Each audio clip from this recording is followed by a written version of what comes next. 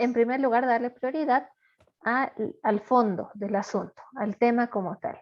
Ya la segunda parte va a incluir formato y todos esos aspectos principalmente de forma que le den un formato uniforme y sobre todo una estructura adecuada. Bien, el día de hoy vamos a entrar directamente a lo que es narración creativa o storytelling. Esto tanto en la parte escrita como oral. Para este propósito, como es costumbre en todas las clases, tenemos un par de diapositivas que nos van a ser de gran ayuda. Luciana, dime. Gracias, licenciada. Buen día. Una consulta. A mí no me aparece la opción para entregar. Hoy día en la mañana igual entré y no me aparece. A partir de las 10 en punto estaba habilitada la opción y de Ah, ya, hecho ya. está habilitada, creo. Así que ni Ah, bien ya. termine clase, entréguenlo rapidito, ¿ok? Ya, gracias, licenciada. Muy bien, no tienes por qué. Bien, ahora sí nos vamos a nuestras diapositivas. Por favor, me avisan cuando la pantalla se vea. Creo que ya, ¿no? Sí, licenciada. Ok, muchas gracias. Bien, vamos a ir con la parte central de este ciclo también, que es el storytelling, o la también habilidad y capacidad de narrar historias, desde la palabra, desde la expresión oral, desde la experiencia, desde la memoria. Absolutamente muchos elementos se unen al momento de realizar y de ejercer en sí lo que es el storytelling. No basta con tener la historia escrita, sino que también la podemos narrar e incluso el autor puede darle su propio toque personal al momento de expresarla tanto oral como de forma escrita. Decíamos, el storytelling no es más que la acción o el acto de contar historias de manera muy similar a una narración, pero en este caso incluimos además ciertos efectos y elementos emotivos, por lo cual el storytelling es considerado también un arte o una habilidad. No basta con tener la historia escrita o plasmada en un papel, sino que podemos darle mucho más impacto, mucho más cuerpo, más peso, si le añadimos ese plus en la emotividad. Generalmente se entiende como storytelling al arte de narrar una historia. Estas historias nos permiten comprender la realidad o si no también comprender una realidad creada por el autor en un orden narrativo que esté lógicamente organizado. ¿Qué quiere decir esto? Que los actos, los sucesos que se van narrando deben tener cierta secuencia lógica. Caso contrario, la historia va a tener muchas partes desordenadas que no nos van a permitir llegar a una trama ordenada y concatenada. Dentro del storytelling se caracteriza mucho la capacidad de comunicación del autor para con sus lectores u oyentes. También se trabaja lo que es la cognición o el desarrollo de nuevo conocimiento y también el desarrollo de nuestra propia identidad. Esta clase de historias tienden mucho a lo que es la empatía con el lector o con el oyente. Buscan de alguna forma decirte que esa historia es como tú o viene de una realidad como la tuya. Es decir, busca meterse en entornos cotidianos, comunes, para hacerla mucho más cercana a quien la está leyendo. La estructura dentro de esta rama de la redacción denominada storytelling es la siguiente. Iniciamos con una historia o fábula, donde contamos con los hechos tal y como ocurren u ocurrieron. A continuación, toda la diversidad de hechos dispuestos que tenga, los voy a contar de una manera específica en la trama. Es decir, voy armando mi historia en base a los hechos. Veré por dónde empiezo, cuál es el desarrollo y finalmente cuál va a ser mi desenlace o cierre para finalizar mi historia. Y ya de manera física voy a plasmar todo lo que he desarrollado en la trama en mi relato. El relato ya viene a ser, como les digo, el producto final, el texto en el cual cuento los hechos de mi historia siguiendo la trama. Como vemos, si bien partimos de hechos tal vez aislados o hechos separados, ya en la trama los voy a disponer y los voy a ordenar de una manera específica que permitan ser contados de manera secuencial y con un orden lógico. Es la clave para cualquier historia, mantener el orden lógico. Dentro del storytelling, además, contamos con ciertas funciones estilísticas que van a permitir darle aún más belleza, digámosle así, a nuestra historia. En primer lugar, los aspectos textuales. Hemos visto que podríamos utilizar en una narración diálogos, descripciones, metáforas, hipérboles, alegorías. Hay muchos recursos que me permiten embellecer un texto. Y dentro del arte de la narración de historias o el storytelling, los aspectos textuales engloban precisamente eso, todo aquello que podemos plasmar de manera escrita, pero siguiendo los lineamientos de los recursos que se pueden emplear en una narración, ¿no es cierto? Habíamos dicho también que una narración tiene como objetivo dar y formar cierto placer estético para que mi lector disfrute el texto. Por otra parte, tenemos a los elementos performáticos. Entre ellos podríamos dar, por ejemplo, a ver, se me ocurre que sea el propio narrador quien nos cuente o quien nos relate su historia y lo va a hacer obviamente con la entonación adecuada, tal vez utilizará gestos, algunos ademanes con las manos, tal vez el tono de voz también irá variando a medida que nos va relatando la historia. Entonces, toma dentro de estos elementos performáticos a precisamente esa actitud, esa personalidad y esa forma en que el autor u otra persona nos puede relatar una historia. Es lo mismo que hace un actor en escena, representar un papel. De igual forma, en el storytelling, el narrador va a representar ese papel de ser quien nos transmita a través de todo lo que él pueda y de todos los recursos que él puede utilizar para hacernos vivir la historia. Finalmente, contamos con las funciones contextuales. Estas van a ser simplemente las que nos lleven al contexto de la situación y al entorno en el que se desarrolla la historia. Generalmente, dentro de los elementos contextuales de una narración o de una historia, de un relato, tenemos lo que es el orden lógico que sigue una historia. El inicio, su desarrollo, el cuerpo y finalmente el desenlace. Al dar un contexto a cualquier historia, le estoy dando una ambientación, un lugar, un tiempo determinado, un espacio geográfico donde desarrollo la historia y juntando todos estos elementos podemos ver que voy desde lo más pequeñito hasta abarcar lo más grande y el paso final, que es la forma en que se va a transmitir mi relato o historia. Dentro de toda historia, contamos con la acción, ¿no es cierto? Si no hubieran acciones, no podría haber nada que contar. Por lo tanto, en la acción vemos que hasta la más pequeña acción, el más pequeño hecho o cualquier situación en la que un sujeto realice algo, piense algo o quiera generar algo sobre un objeto, sobre otra persona, sobre una situación, va a conllevar a una acción.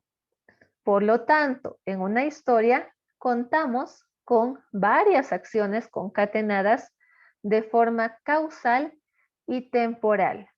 ¿Qué quiere decir esto de causal? Que todo dentro de una historia va a tener un porqué, ¿no es cierto? Supongamos que tengo una pelea de pareja en una escena y de repente llega un policía. El policía va a tener un porqué. Si aparece en escena, si aparece en el relato, es porque hay alguna causa que está siendo necesario incorporar a ese personaje. Y así como hay una causa para tal vez incorporar personajes, quitar personajes, generar diálogos, entre otras cosas, también los mismos se van a desarrollar en un tiempo determinado. Una historia podría ser tremendamente aburridora si gira todo el tiempo en la pelea de la pareja y la llegada del policía y la llegada de otro policía y luego llega otro policía. No, absolutamente todas las eh, escenas, todos los párrafos que vayan a narrar acciones tienen que estar bien planificados para tener una duración que resulte interesante, más no así aburridora. Dentro de la acción también vemos que generalmente se da la búsqueda de un objeto por parte de un sujeto. Casi siempre hay un protagonista que va a permitir desarrollar la historia únicamente con su intervención y enseguida vamos a ver cómo se desarrolla este punto. Finalmente, en la acción tenemos y contamos con personajes que resultan ser los agentes de cambio en la historia. Los personajes van a ser quienes nos puedan dar la pauta de qué es lo que va a pasar, quién es el personaje principal, quiénes serán los secundarios, quiénes serán los villanos, entre otras cosas. Dentro de los personajes, podré tener como personajes, valga la redundancia, personas, animales, cosas o entes abstractos. Podré realizar, por ejemplo, un relato o una fábula sobre la lluvia y el fuego, se me ocurre. Son entes abstractos, pero que en mi historia los voy a personificar de tal manera que sí pueden ser los protagonistas, aun cuando sean solamente fenómenos de la naturaleza, pueden figurar como personajes. Por otra parte, volviendo a lo que son las acciones, al realizar una acción se cambia de estado, ¿no es cierto? Paso de estar en un estado, digámoslo, neutro, a empezar a generar un cierto movimiento y una cierta trama. Por más pequeña que sea la acción, ya vemos que se realiza siempre que exista una motivación. Si es que me levanto de la cama, es porque debo ir a trabajar, por ejemplo. Otro ejemplo, si mi personaje se levanta y va al refrigerador a sacar leche y huevos, es porque tiene hambre. Entonces, siempre, siempre, siempre, para que exista una acción, va a haber una motivación o un impulso que seguir. Finalmente, las acciones que pueda narrar en mi historia, las puedo narrar en cualquier tiempo verbal. Presente, futuro, pasado, pretérito, pretérito imperfecto. Hay muchos tiempos verbales que puedo utilizar para narrar la historia. Generalmente, cuando de storytelling se trata, se maneja esta estructura, denominada como estructura actancial canónica. Al hablar de una estructura actancial, se refiere a, al actante, por esa parte, digámoslo así, pero sobre todo a los actores o aquellos que van a tener una acción dentro de la historia. En este caso, lo que pasa es lo siguiente. Vemos que tengo a un sujeto que generalmente va a realizar una forma de acción sobre un objeto. El objeto pasa a ser el punto central sobre el cual el sujeto va a ejercer acción. Además, el sujeto siempre va a contar con sus ayudantes, que pueden ser los personajes secundarios, y con algún oponente que sea la antítesis al sujeto, vale decir, el malo de la película, digámoslo así, o el villano o el oponente. Por otra parte, el objeto se va a encontrar destinado a recaer en manos del sujeto si es que la trama así me lo permite. Caso contrario, podría también el objeto caer en manos del ayudante, del oponente, de acuerdo a lo que la historia requiera. Pero casi siempre se repite esta estructura. Un sujeto, un objeto, un ayudante del sujeto y un oponente al sujeto. Enseguida vamos a entender esa estructura con un ejemplo bien práctico que estoy seguro va a resolver muchas dudas. Bien, pasamos a lo que es la progresión. En cuanto a la progresión, seguimos hablando de las acciones. Para que exista progresión, tienen que haber varias acciones, ¿no es cierto? No puedo narrarlas de manera separada. Una va a llevar a la otra y esta a la otra y así sucesivamente. Por lo tanto, voy formando un programa o una cadena narrativa que me permite tener varias acciones, pero también jerarquizarlas para dar mayor importancia a alguna, más específicamente, dentro de la trama. Para esto uso una especie de pirámide para clasificar todas las acciones que pretendo incluir en mi historia, donde las menos importantes tal vez sean la gran mayoría, pero va a haber una acción principal que está en la cúspide de mi pirámide y es en torno a la cual se desarrolla toda la historia. Ahora sí, nos vamos con el ejemplo que les mencionaba. A ver, todos han debido poder ver, ¿no es cierto?, cuando eran pequeños, la historia de Shrek. Bien, ¿qué es lo que vamos a ver acá? En primer lugar, vemos a los protagonistas de la historia, pero ahora vamos a ver cómo se concatenan ciertos hechos de forma causal y temporal para definir la historia. En primer lugar tenemos al ogro, ¿no es cierto?, que viene a ser el sujeto o el personaje principal, quien se siente motivado a viajar hasta el castillo de Lord Farquaad, acá lo tenemos en el extremo derecho, para pedirle que desaloje a los personajes de los cuentos de hadas que han invadido su pantano, ¿no es cierto? Entonces, ese es el objeto de la trama.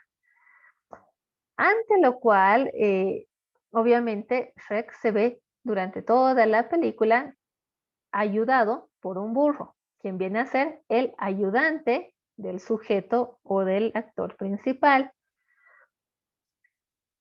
Ahora bien, en toda esa trama, las demás criaturas, digámoslo así, del reino, ven al ogro como un enemigo. Por lo tanto, lo van a ver como su oponente. La trama continúa en ese sentido y ya posteriormente Lord Farquaad, que viene a ser el destinador de la acción, viendo la fuerza de Shrek, quien fácilmente derrota, ¿no es cierto?, a cualquier enemigo, le promete y le dice que si iban a desalojar su pantano, si rescata y trae a la princesa con vida junto a él para que pueda casarse con ella. Ahí vemos una suerte de trato entre los protagonistas, ¿no es cierto?, donde se tiene ya como objeto conseguir a Fiona para poder desposarse con ella. Entre esta trama y entre todos los demás hechos que van sucediendo, ocurre una nueva trama y una nueva historia entre Shrek y Fiona, ¿no es cierto? Y además encontramos a un nuevo oponente que, como vemos en la escena, es el dragón, quien viene a ser un nuevo villano que interfiere en los planes de Shrek. Como vemos, en una historia tan sencilla y tan básica, hay una progresión de hechos donde encontramos un protagonista, un personaje antagónico, un ayudante, hechos donde se va dando la serie y va fluyendo la trama como tal, hasta que al fin Shrek rescata a la princesa, se queda con ella y vivieron felices para siempre. Como siempre, cada final nos abre también la puerta a una nueva historia, ¿no es cierto? Y es gracias a ello que esta película ha podido tener muchas secuelas posteriormente extendiendo la historia y sacando nuevas tramas y sacando nuevas historias que han hecho aún más interesante la progresión de acciones. Y en esencia, esa es la riqueza del storytelling, el poder ver que todos los protagonistas van interactuando entre ellos y que de cada protagonista se puede formar una nueva historia. Además, dentro de una narración podemos ver que se tiene un recorrido o itinerario narrativo.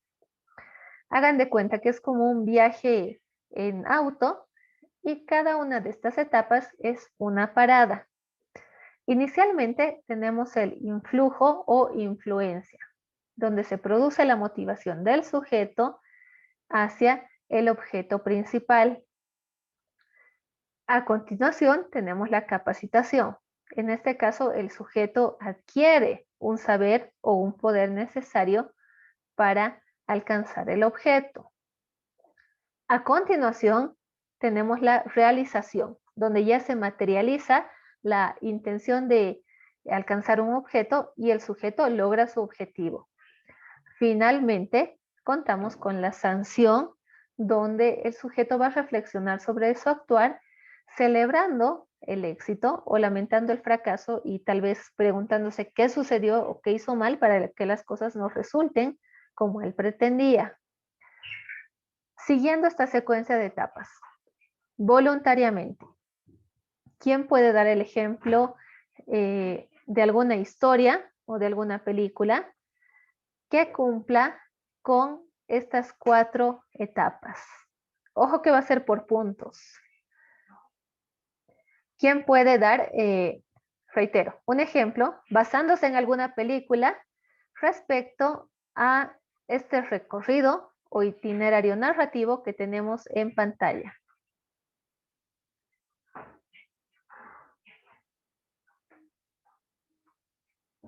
A ver, ¿alguna idea? Vamos pensando.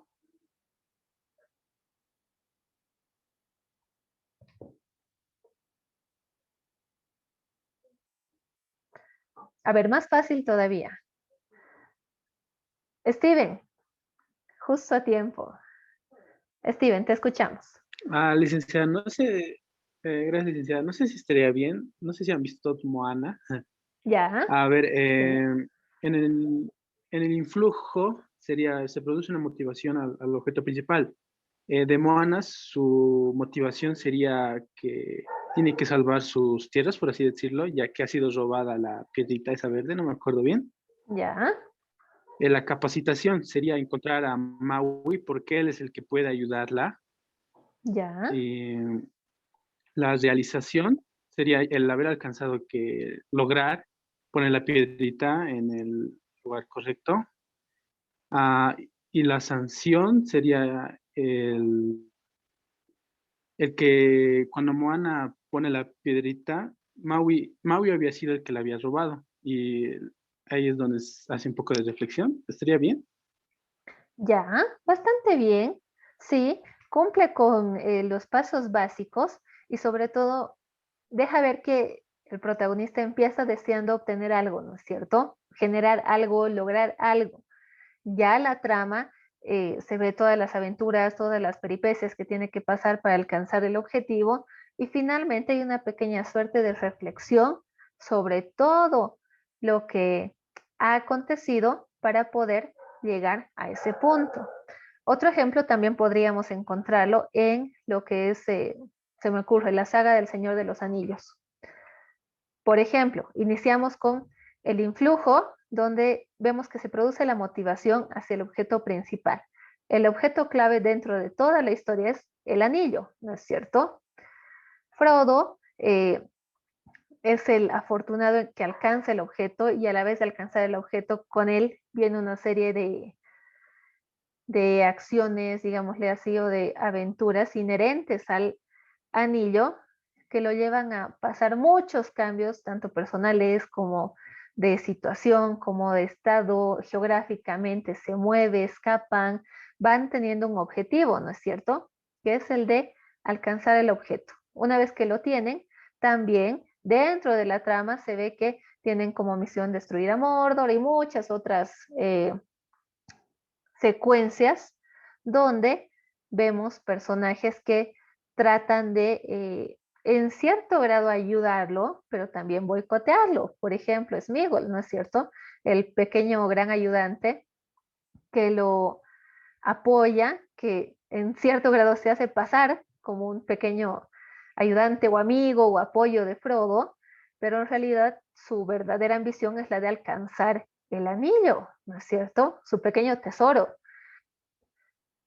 Entre tantas peripecias que pasan junto con el anillo, también se ve mucha parte reflexiva sobre el actuar, sobre cómo el poder que representa y el poder que ese objeto ha tenido en sus vidas cambia completamente hasta su forma de ser, ¿no es cierto? Es decir, invita mucho a, a la reflexión sobre cómo al lograr algo o al perseguir un objetivo tanto tiempo y tenerlo, puede ser eh, una bendición o una maldición disfrazada de bendición, pero también puede llevar a nuevas historias que se tejen alrededor de este objeto. Luciana.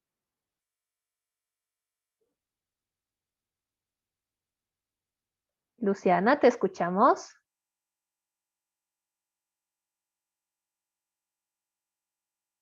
Luciana. Licenciada, Luciana dijo que no puede hablar, pero está escribiendo en el chat. Sí, lo raro es que sí me aparece con audio. Pero bueno, dentro de su participación, sí es bueno mencionar lo que dice, que podrían ser todas las historias de las princesas de Disney, tanto antiguas como nuevas, porque la trama generalmente se basa en lo mismo, ¿no es cierto? En un objeto principal, una serie de aventuras para lograr un objetivo o para llegar a este objeto, alcanzarlo y ya reflexionar sobre todo lo que se ha tenido que atravesar para llegar a ese punto cúspide donde el objetivo puede o no haber sido logrado. Bien, por otra parte, tenemos al género como estilo y tema. Al hablar de género, estamos tomando en cuenta el género literario dentro de lo que es la narración. Vemos que literatura o el género literario podemos verlo aplicado en teatro, en poesía o en narrativa. Pero ya dentro del género narrativo, la forma máxima de representación es la composición y exposición de historias. En este sentido, Northrop Frye nos da una clasificación de los géneros narrativos más empleados en el storytelling. Ejemplo, comedia, tragedia, romance y finalmente sátira o burla, sarcasmo. La tragedia es uno de los géneros más explotados debido a la complejidad y a toda la diversidad de recursos que puede presentar al momento de desarrollar acciones, donde vemos acciones completas, obviamente una acción principal que es la que manda en la historia, también encontramos acciones ficticias y posibles, pero siempre verosímiles. ¿Qué quiere decir esto? Que pueden cambiar en el curso de la historia. Es la riqueza de las acciones, que pueden ser cambiadas en base y teniendo como base los medios de los cuales se basen los protagonistas para que sigan su curso normal o para que cambien el curso de las ideas. También dentro de una tragedia y en general dentro de cualquier género narrativo, podemos encontrar algunos elementos y recursos compositivos que enriquecen la historia, como por ejemplo en Titanic, esta icónica película de más de 3 horas de duración, pero que lleva y posee muchos recursos que hacen de esta una historia integral en todo sentido. Incorpora romance, tragedia, a momentos sí existe algo de comedia, pero sobre todo destaca por las secuencias donde tragedia, drama, suspenso se fusionan. Por ejemplo, cuando vemos a los músicos tocar sus melodías mientras el barco se está hundiendo y mientras todo el mundo está en crisis y en caos, ellos tratan de mostrar ese contraste que a pesar de toda la tormenta que se vivía ahí, alguien debía de mantener la calma y alguien continuaba desarrollando su labor hasta el final. Es una escena muy conmovedora, sin duda alguna, pero sobre todo bastante dramática y poderosamente apegada a lo que es la sensibilidad del público, apelando a un recurso tan poderoso como es la música. Una de las escenas también emblemáticas, cuando el barco se quiebra y llevándose junto con el millones de dólares de inversión en su construcción, también se llevó cientos de vidas. También encontramos dentro de la tragedia algo de romance y drama hasta el final, donde vemos que la supervivencia de una persona, como es Rose, significa el deceso de Jack. Era un drama bastante complejo al tener en cuenta que este muere congelado y que prácticamente da su vida para que ella, su pareja, se pueda salvar. Como vemos, hay una secuencia bien interesante de elementos que cuando narramos una historia nos permiten explotar nuestra imaginación, también apelar a nuestros sentimientos, pero sobre todo utilizar todos los recursos que hemos ido aprendiendo para hacer vivir la historia cuando la contamos o cuando la compartimos. Ahora bien, ¿hay alguna consulta? ¿Hay alguna duda? Ojo que son nociones muy generales porque en storytelling en sí el estilo depende mucho del autor. No hay un estilo específico más que el que ustedes quieran crear, tal vez tomando de ejemplo a otros autores, o si independientemente quieren formar su propio estilo de acuerdo a los géneros que más les atraen. Podrá ser terror, comedia, tragedia, tal vez una tipo crónica de la vida real, adaptada para hacerla parecer una historia de otro protagonista, pero en realidad es mi historia. Es decir, hay muchas formas de relatar y de redactar historias que puedan persuadir y que puedan ejercer ese poder emocional en mis lectores cuando lean mi texto o cuando sea yo quien lo relate.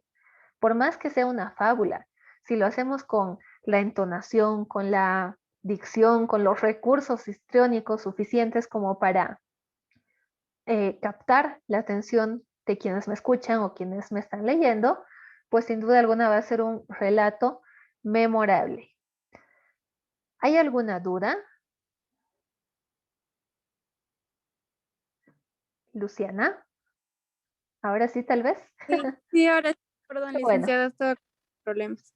Tengo una consulta, o sea, me he dado cuenta que todas las películas de romance, sobre todo y demás, han agarrado como un final similar, como que cada autor ya no tiene su propio estilo, sino más bien todo es una copia de los demás. Es un fenómeno bastante recurrente, especialmente en la industria cinematográfica, apelando a lo que pueda gustar o a lo que atraiga más a la mayor parte de la audiencia. Es decir, se busca una llegada masiva, por lo tanto ya se tiende a generalizar algunos finales o a uniformizarlos en todo caso, porque es lo que tal vez la gente ya espera y se predispone a recibir. Es por eso que algunas películas no tienen tanta recepción tan positiva, pero sí son obras maestras, no porque necesariamente tengan el final donde la pareja termina junta, sino porque deja finales que te invitan a pensar. A ver, por ejemplo, se me ocurre Una mente brillante. Esta es una película histórica muy linda. También podría ser Kill Bill.